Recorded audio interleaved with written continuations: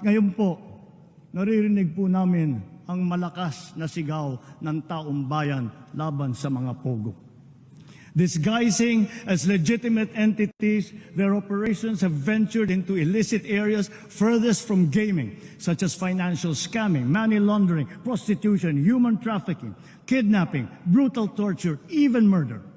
The grave abuse and disrespect to our system of laws must stop.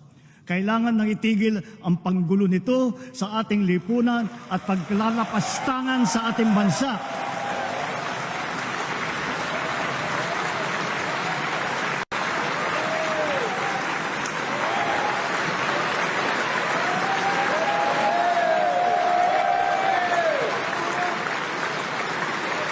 Effective today, all pogos are banned.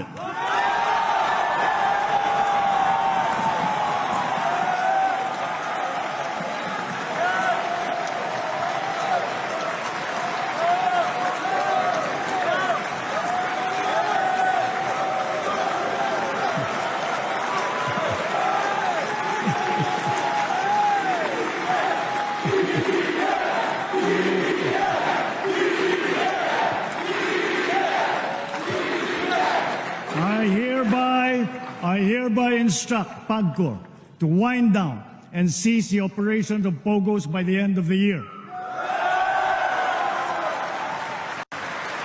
The DOLE, in coordination with our economic managers, shall use the time between now and then to find new jobs for our countrymen who will be displaced.